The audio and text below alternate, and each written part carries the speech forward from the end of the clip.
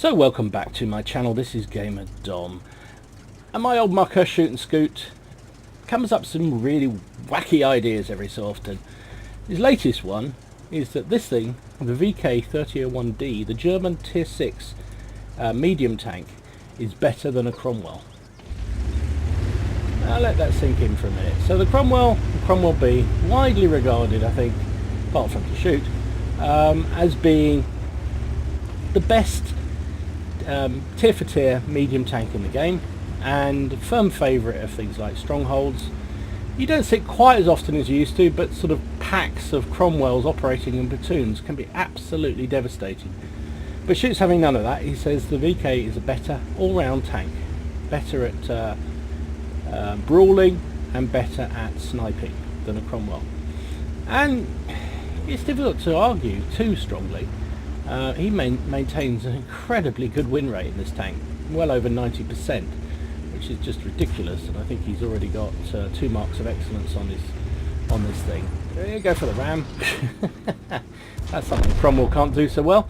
And it's, you know, you look at the stats and you can see DPM wise they're pretty much of a muchness. There's a tiny amount in it, about well, my maths is right, 80 DPM difference between the two of them.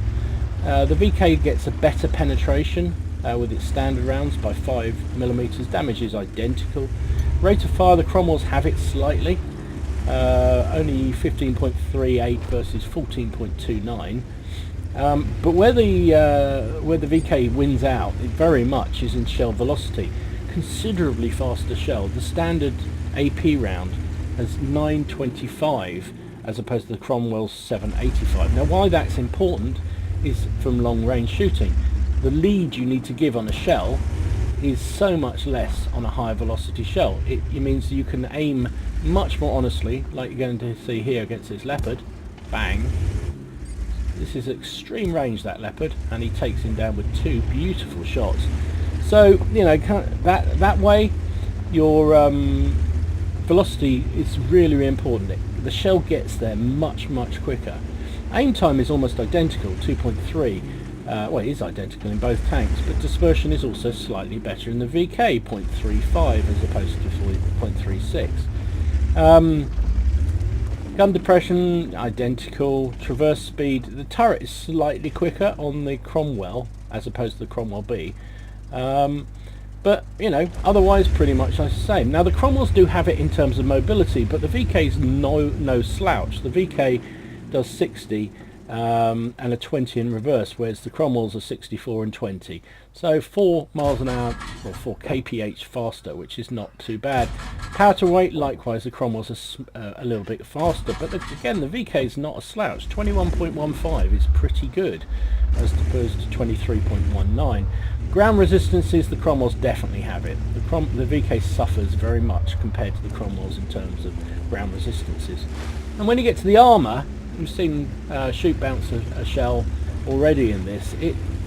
The armour, while the values are pretty much the same, the Cromwell, as we know, is pretty much flat.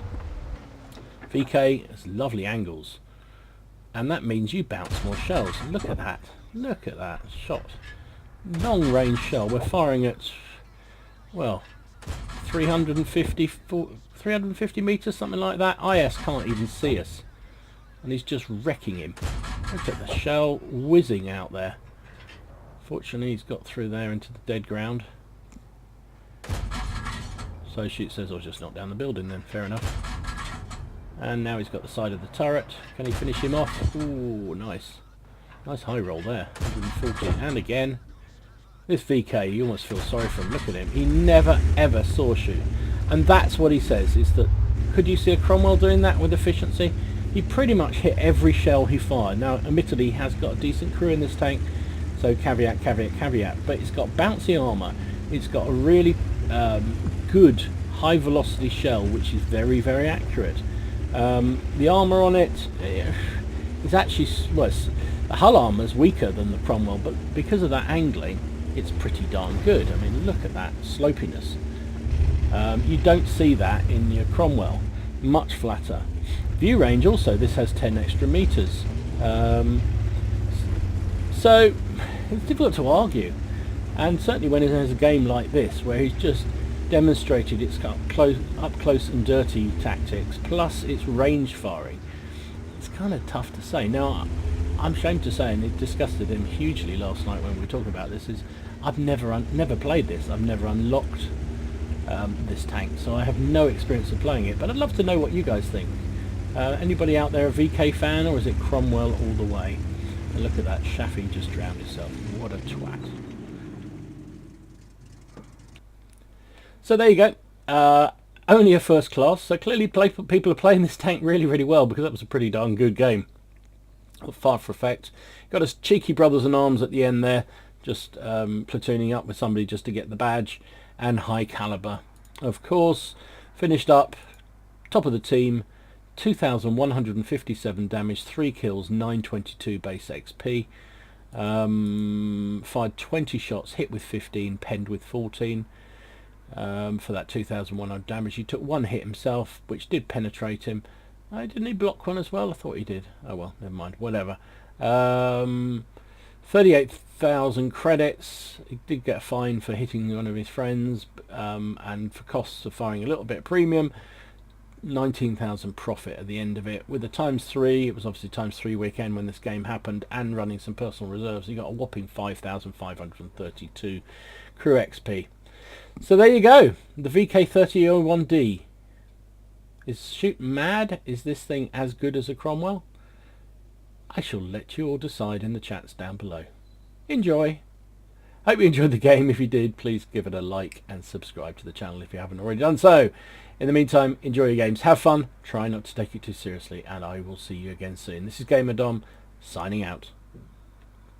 He's mad, shoot. Absolutely mad. Maybe he's got something there.